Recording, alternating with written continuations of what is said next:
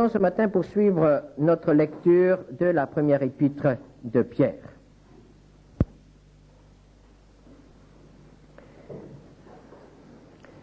La première épître de Pierre peut être appelée une lettre à ceux qui souffrent. Et nous avons vu que la souffrance n'est pas pour le chrétien le signe de la réprobation de Dieu. Parfois le chrétien souffre par sa propre faute, parce qu'il a désobéi, ou parce qu'il s'est éloigné de l'Éternel. Mais très souvent le chrétien souffre aussi pour d'autres raisons. Et alors il se pose des questions et il se dit, est-ce que Dieu ne m'aime plus? Qu'est-ce qui m'arrive pour être ainsi éprouvé? Alors l'apôtre Pierre a écrit à ces chrétiens, il nous écrit à nous aussi et il nous dit, ne vous découragez pas, la souffrance fait partie de l'expérience du chrétien, elle est utilisée par Dieu pour nous faire progresser, elle a une utilité, elle a une raison. La souffrance ne doit pas nous faire douter de la grâce. Quand nous parlons de souffrance, nous pensons la plupart du temps à la souffrance physique. En effet, de nos jours, dans notre pays, nous ne connaissons pas la souffrance de la persécution ou de la souffrance due aux causes matérielles, à la guerre ou à toutes sortes d'événements. La souffrance due par la maladie, la mauvaise santé, l'infirmité. Mais la première épître de Pierre s'adresse surtout à ceux qui souffrent à cause du nom de Jésus, qui sont donc persécutés ou qui sont en but à l'opposition des hommes. La souffrance du chrétien peut être provoquée par les hommes. L'apôtre Pierre écrit dans 1 Pierre 2, verset 11, « Bien-aimés, je vous exhorte comme étrangers et voyageurs sur la terre à vous abstenir des convoitises charnelles qui font la guerre à l'âme. Ayez au milieu des païens une bonne conduite afin que là même où ils vous calomnient comme si vous étiez des malfaiteurs, ils remarquent vos bonnes œuvres et glorifient Dieu au jour où il les visitera. Soyez soumis à cause du Seigneur à toute autorité établie parmi les hommes, soit au roi comme souverain, soit au gouverneur comme envoyé par lui pour punir les malfaiteurs et pour approuver les gens de bien. Car c'est la volonté de Dieu qu'en pratiquant le bien, vous réduisiez au silence les hommes ignorants et insensés, étant libres, sans faire de la liberté un voile qui couvre la méchanceté, mais agissant comme des serviteurs de Dieu. Honorez tout le monde, aimez les frères, craignez Dieu, honorez le roi. La souffrance qui vient des hommes, provoquée par les hommes. L'apôtre Pierre parle tout d'abord des autorités. Les autorités d'un pays, les autorités politiques qui se trouvent dans chaque région. Le rôle de ces autorités est de encourager ceux qui font le bien et de réprimer ceux qui font le mal. C'est pour cette raison que Dieu a institué les autorités. La société humaine a besoin d'hommes qui la dirigent. L'anarchie n'est pas selon la volonté de Dieu. Dieu veut qu'à la tête de chaque groupe, si petit soit-il, il y ait un responsable. Dans la famille, c'est le chef de famille. Dans un milieu professionnel, c'est celui qui porte la responsabilité. Dans une commune, c'est le responsable de la commune. Dans une région, c'est le responsable de la région. Et ainsi de suite. Dieu ne veut pas une société sans chef, sans autorité. L'anarchie n'est pas selon la pensée de Dieu. où chacun fait ce qui lui semble bon. Il faut qu'il y ait une autorité. L'homme est un être qui a besoin, pour vivre avec d'autres hommes, de se référer à une autorité. Autorité qui fait les lois et une autre autorité qui veille à l'application des lois. Dieu veut donc qu'il y ait des autorités. Et nous nous souvenons de ce verset qui est bien connu dans l'Épître aux Romains, au chapitre 13, verset 1er, et cela s'adresse aux chrétiens, que toute personne soit soumise aux autorités supérieures, car il n'y a point d'autorité qui ne vienne de Dieu, et les autorités qui existent ont été instituées de Dieu.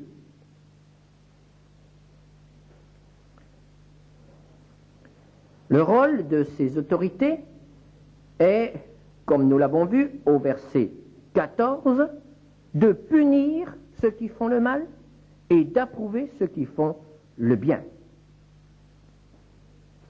Mais il peut arriver que les autorités ne répondent pas à cette vocation que Dieu leur adresse.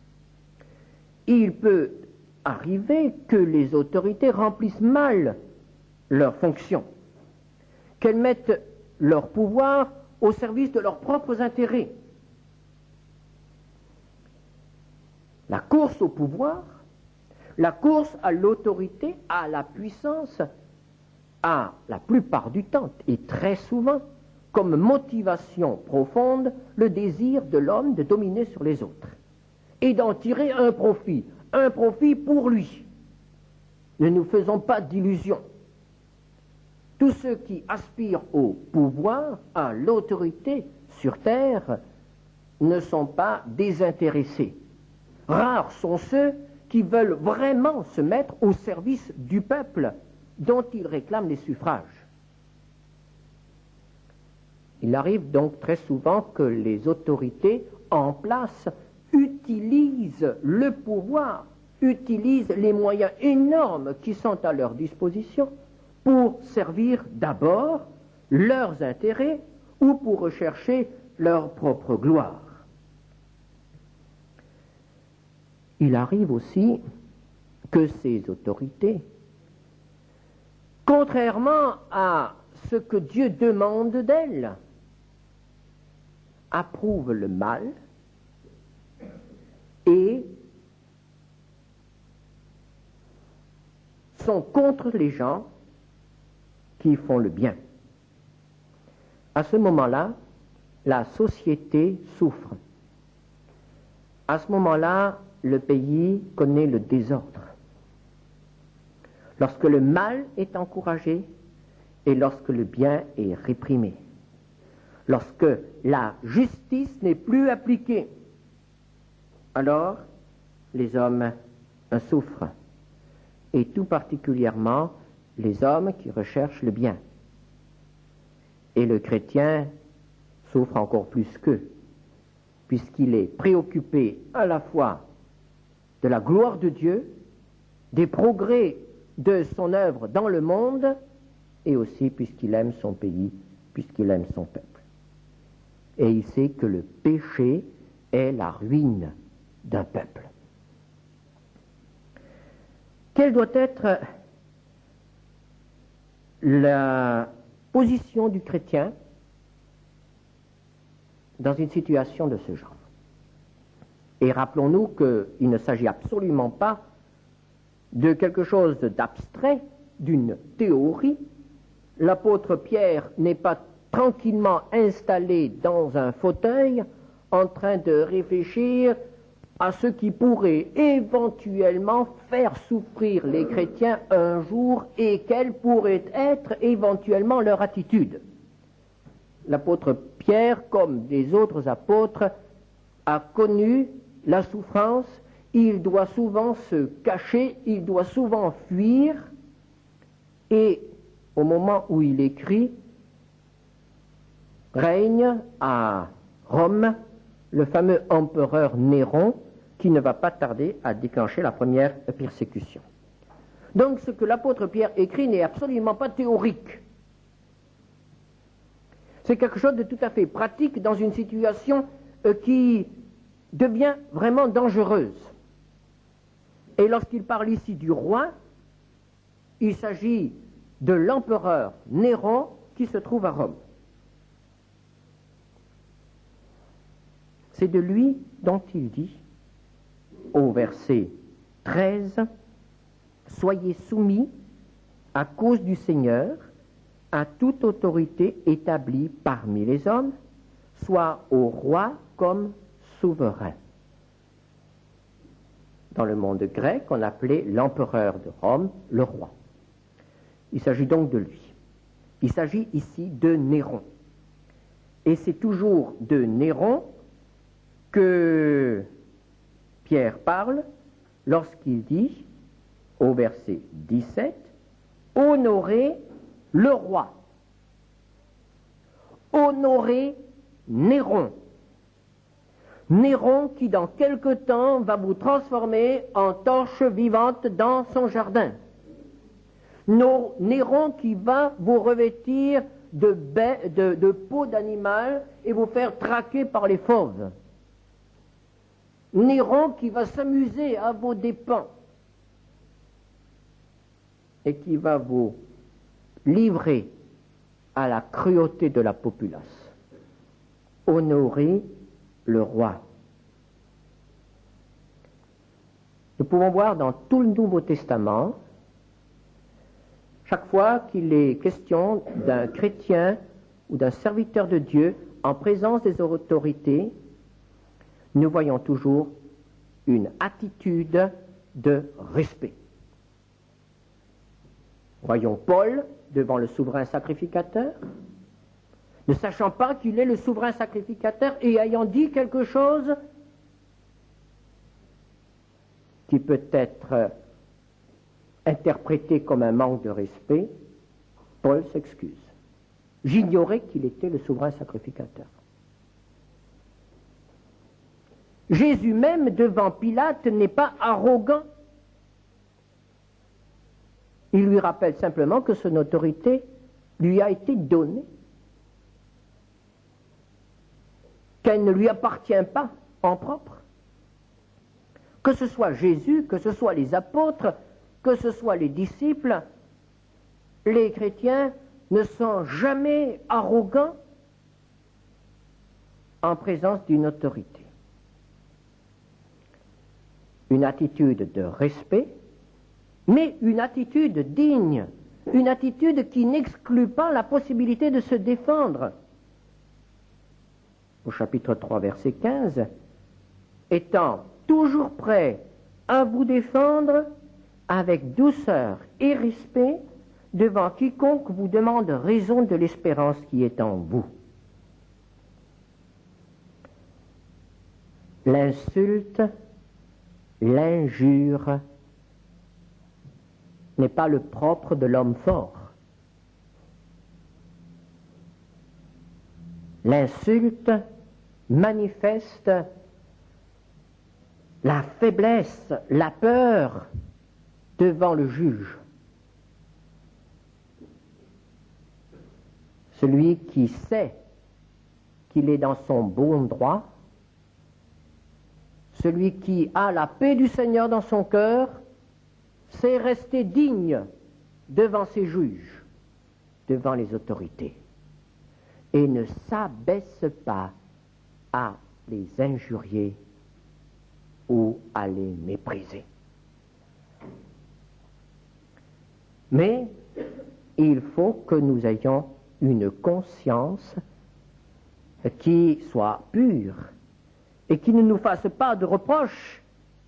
Il faut que notre attitude ne donne aucune prise à l'adversaire. Il ne faut pas que l'autorité humaine puisse trouver dans notre vie des choses à redire. Chapitre 4, verset 15. Que nul de vous, en effet, ne souffre comme meurtrier ou voleur ou malfaiteur ou comme s'ingérant dans les affaires d'autrui. Vous êtes certainement au courant de certaines méthodes employés par les adversaires de l'Évangile. Pendant très longtemps, ils sont à l'affût de ce qui se passe dans l'Église. Ils notent les noms. Ils font des enquêtes sur tous ceux qui portent des responsabilités dans l'Église. Et le jour où cela leur est possible, ils exercent un chantage où ils dévoilent publiquement certaines choses que ces hommes-là ne peuvent pas réfuter. Et c'est ainsi que l'Église est attaquée d'abord d'une manière tout à fait rusée et dangereuse, tout simplement par l'étalage de ses propres inconséquences, l'étalage de ses propres péchés, la mise à nu de ce qui s'est passé dans la vie de certains hommes et de certaines femmes.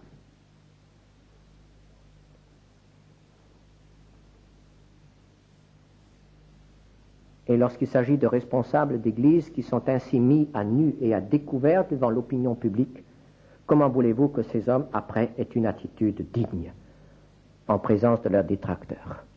Ils n'ont pas été prudents lorsqu'ils étaient en sécurité et dans la paix, et ils ont donné à l'adversaire une prise pour les détruire plus tard. Et l'adversaire a le temps.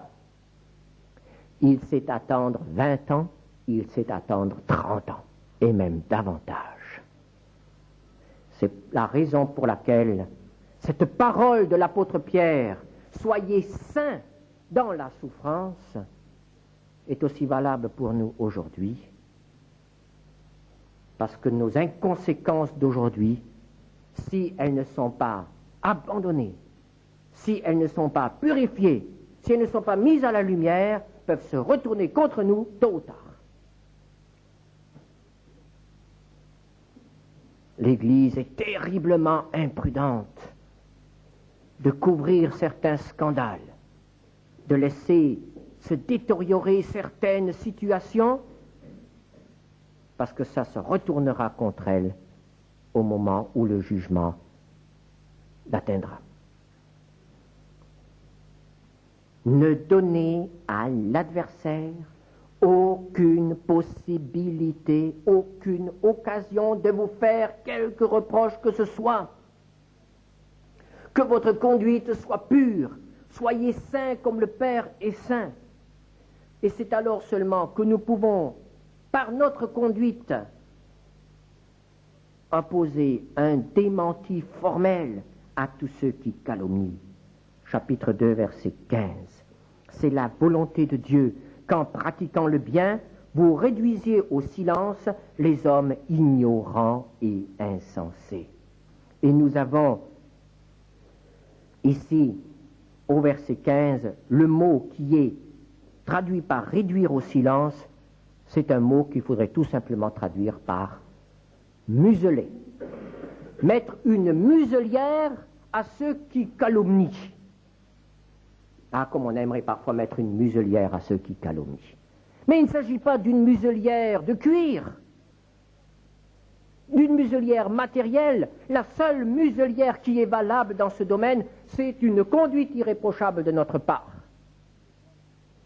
Comme ce fut le cas pour Daniel, lorsque ses collègues hauts fonctionnaires ont voulu nuire à la renommée de cet homme, ils ont cherché dans la manière dont il traitait les affaires de l'État pour trouver une faille. Ils n'ont rien trouvé, ils ont été réduits au silence, ils n'ont pas pu l'accuser.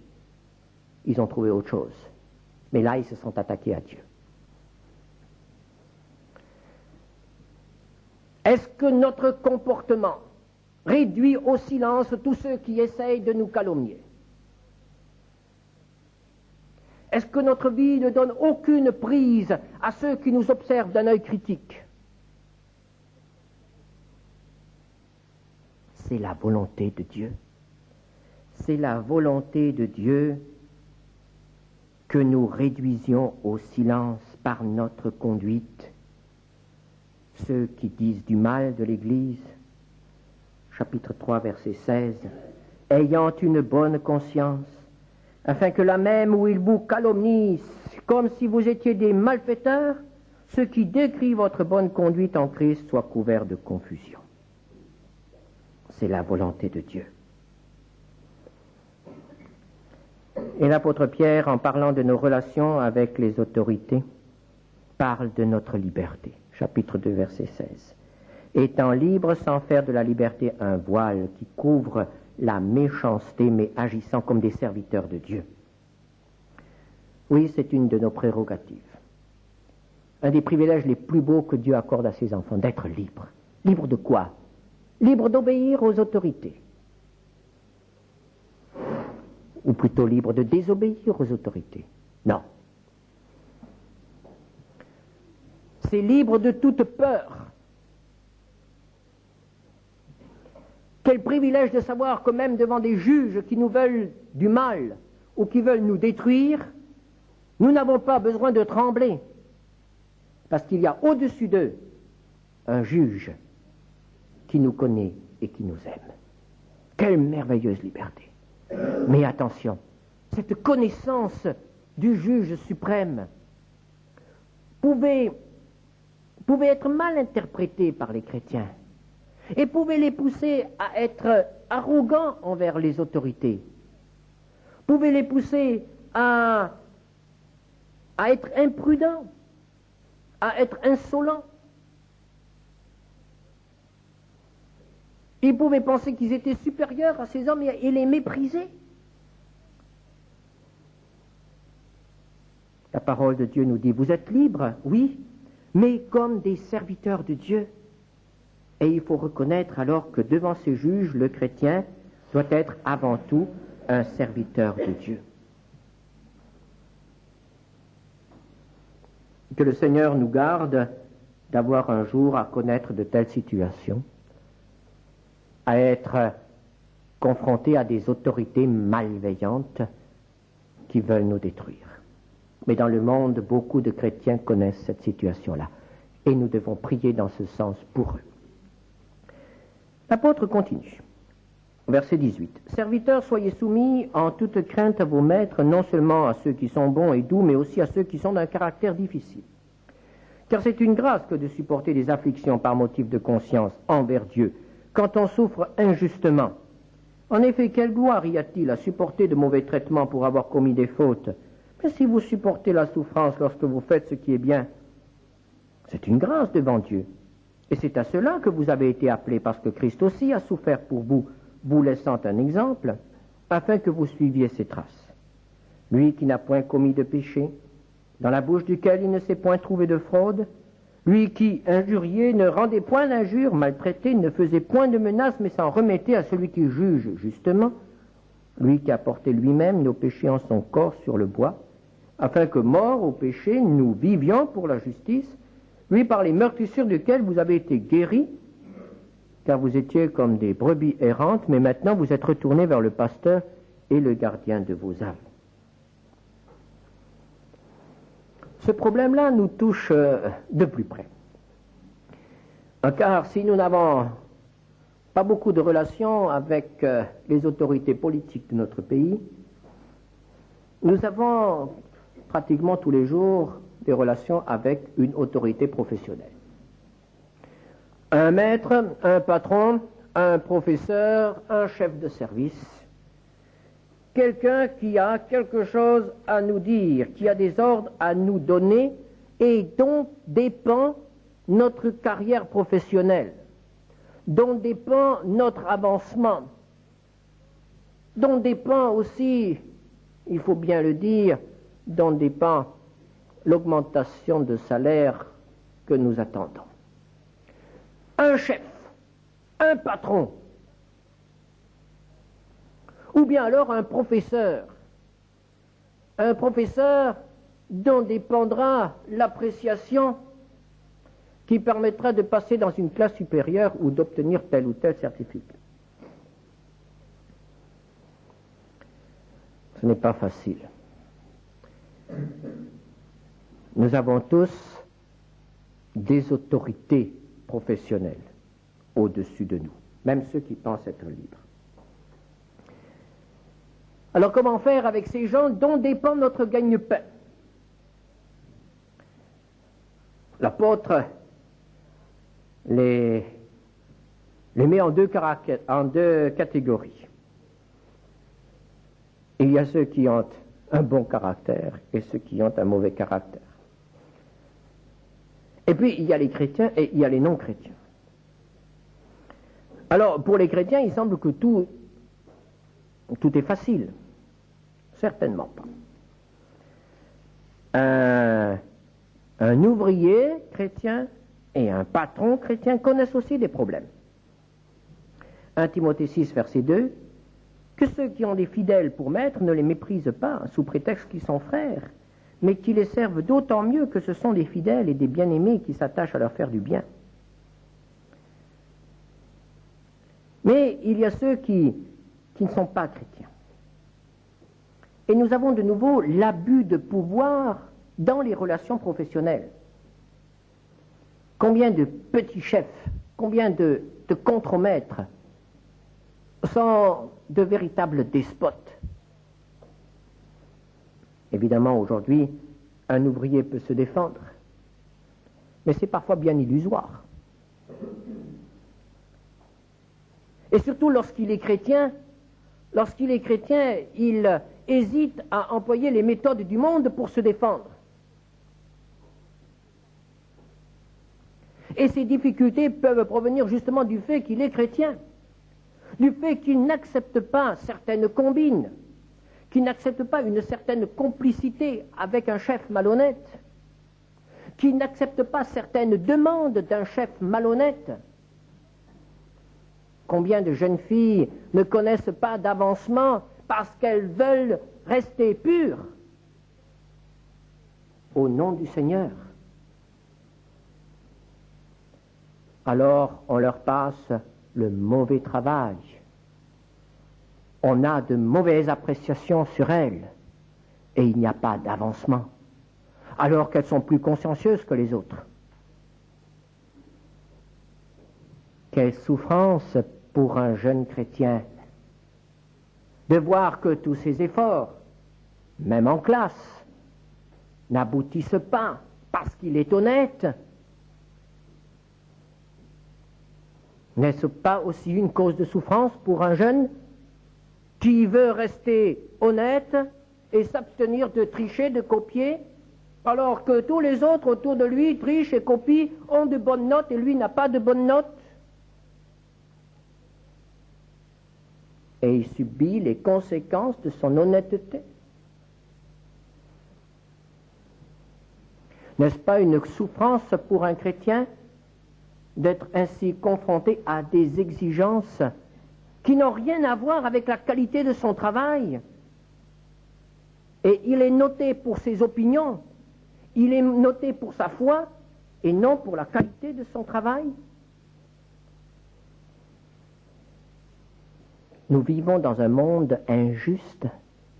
L'injustice règne partout, à tous les niveaux. Et si le chrétien veut tenir bon, il sentira l'opposition.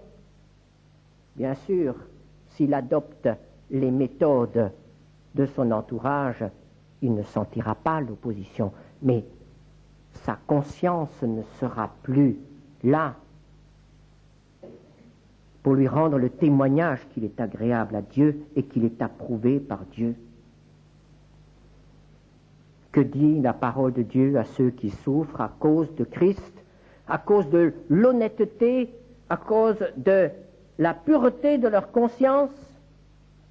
Chapitre 3, verset 9. Ne rendez point mal pour mal ou injure pour injure, bénissez au contraire, car c'est à cela que vous êtes appelés afin d'hériter la bénédiction.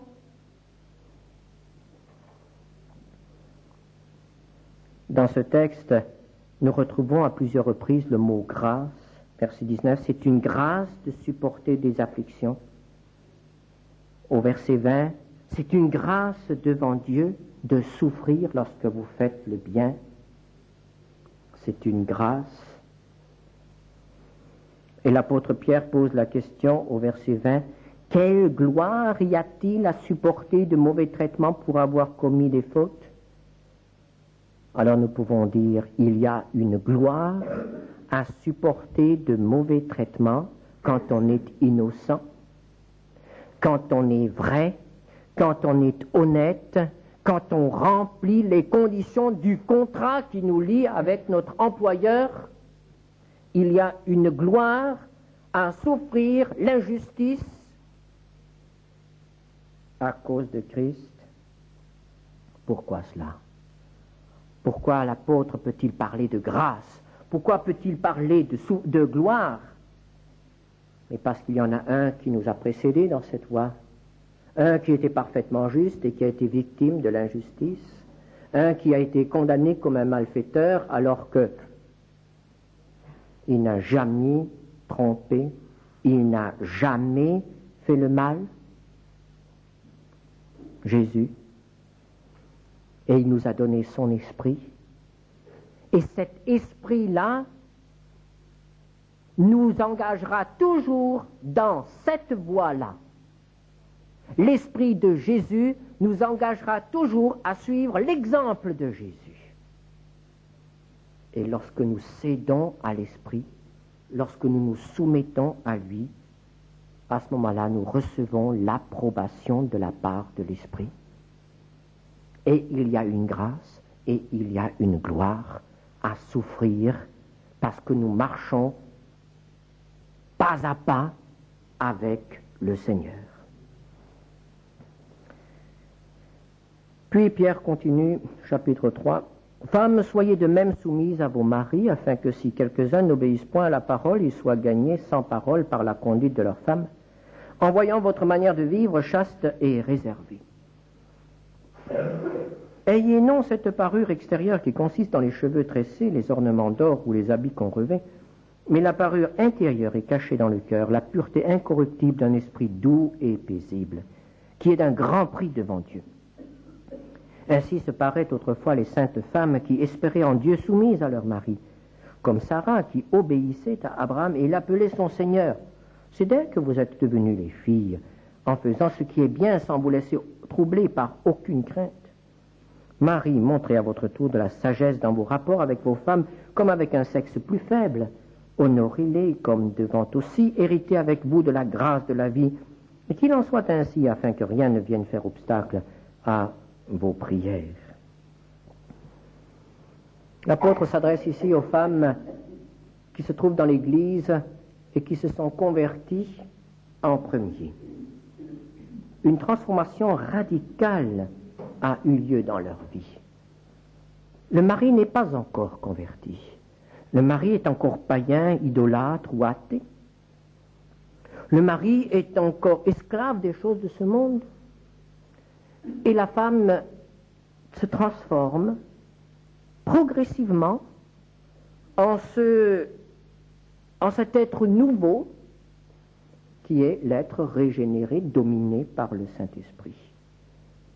Ses goûts se transforment, ses habitudes se transforment, et cela, peu à peu, crée un fossé entre son mari et elle. Et cela n'est pas toujours du goût du mari.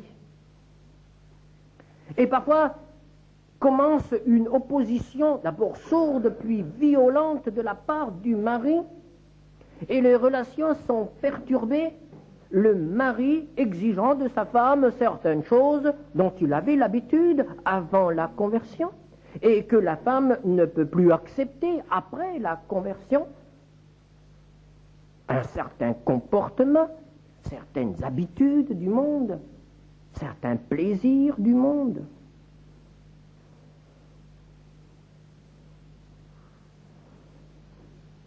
Et alors, les hommes peuvent passer aux menaces. Et c'est pourquoi l'apôtre Pierre dit d'abord aux femmes, ne vous laissez troubler par aucune crainte. À nouveau, la merveilleuse liberté. Nous n'avons pas à craindre les autorités, nous n'avons pas à craindre nos chefs, nous n'avons pas à craindre notre mari. Pas de crainte, pas de peur. Oui, mais comment se défendre? Comment se protéger? Il y a plusieurs moyens de se défendre. Par exemple, on peut rendre le mal, on peut se venger. La femme a bien des moyens de faire du mal à son mari, comme le mari a des moyens de faire du mal à sa femme. Est-ce que la femme chrétienne va utiliser ce moyen-là? Verset 9, ne rendez point mal pour mal, ou injure pour injure. Il y a aussi un autre moyen de se défendre. Verset 10. Si quelqu'un en effet veut aimer la vie et voir des jours heureux, qu'il préserve sa langue du mal et ses lèvres des paroles trompeuses, il y a un moyen qui est très efficace. C'est de dire du mal de son mari. C'est de mener une campagne ouverte ou sournoise, en commençant à répandre d'abord parmi les amis, les voisines, à commencer à répandre certains bruits sur le mari. Et combien d'hommes ont été complètement détruits comme cela?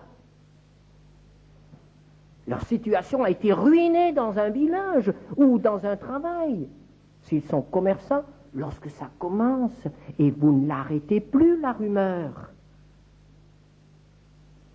Ah, quelle vengeance! Tiens là, une femme, lorsqu'elle commence à parler,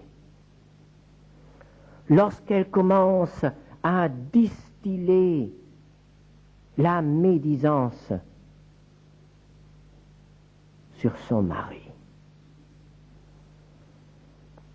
La chrétienne, la femme chrétienne, va-t-elle faire cela?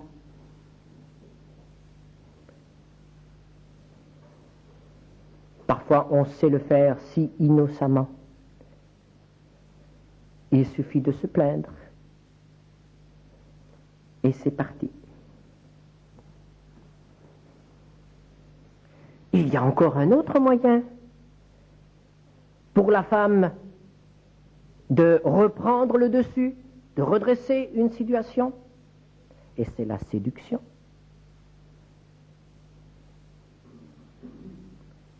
Les armes ne manquent pas. Les armes ne manquent pas pour amener cet homme qui se croit si fort et si important à devenir un petit enfant. Et nous connaissons tous des exemples d'hommes qui sont la terreur au dehors et qui à la maison rampent.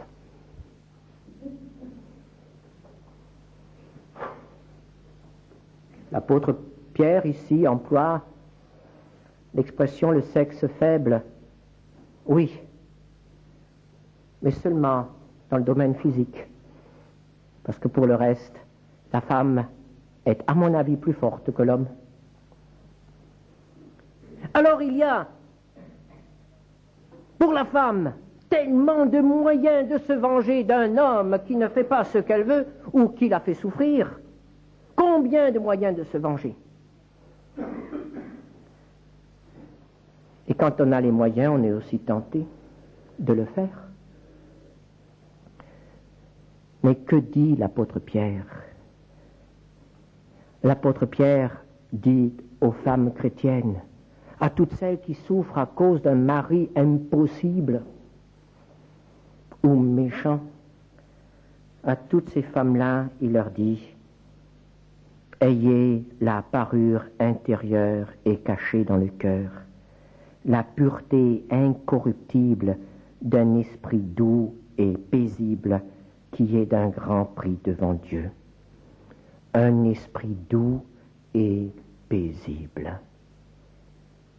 Et voyez-vous, cela ne se trompe pas.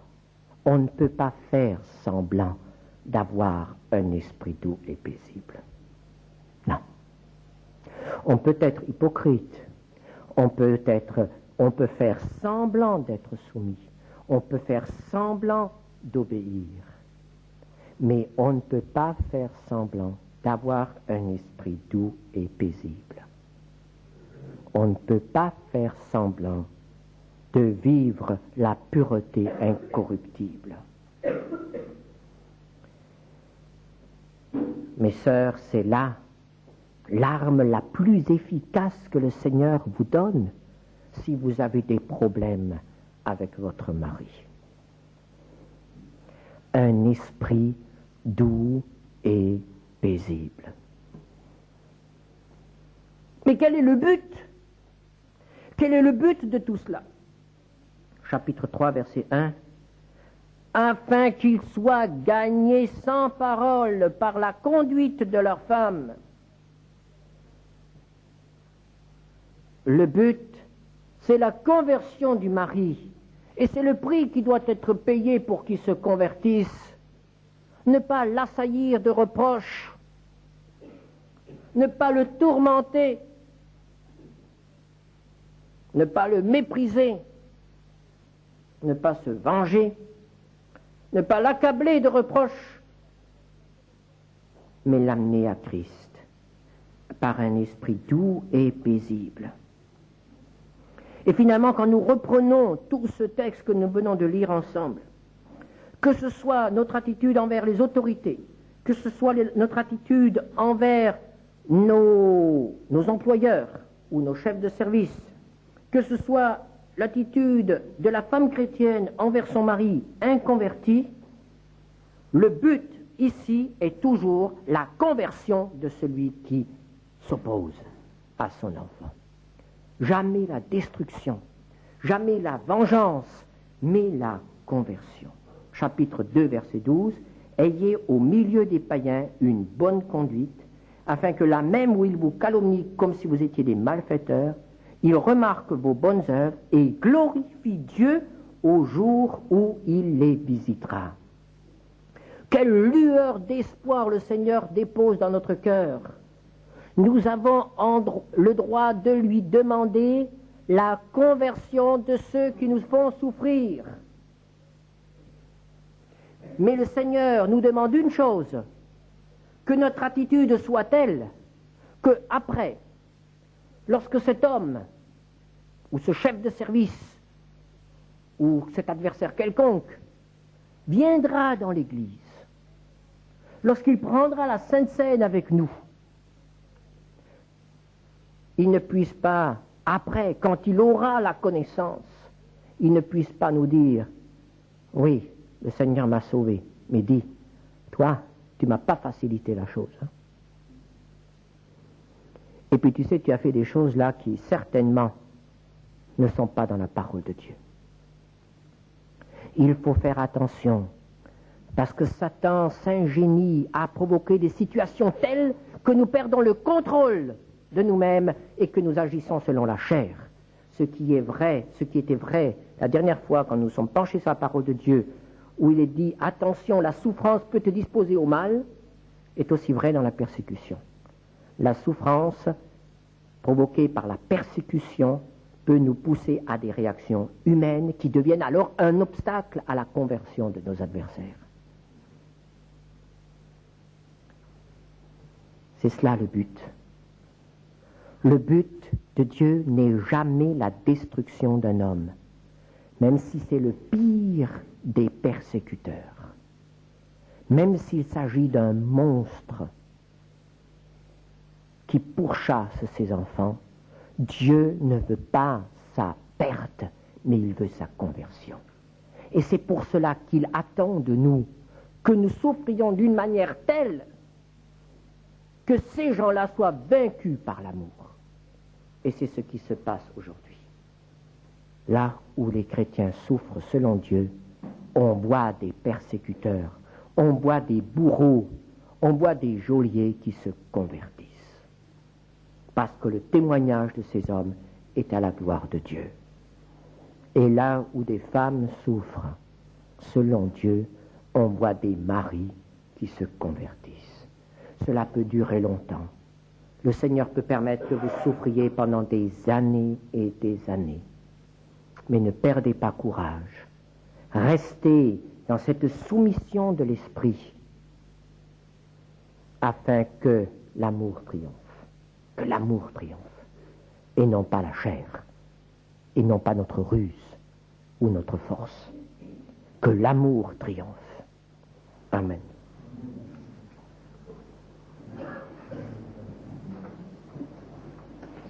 Seigneur notre Dieu, nous te remercions parce que nous comprenons bien que ces choses-là ne sont pas à la portée de quelqu'un qui ne te connaît pas, de quelqu'un qui vit sans toi.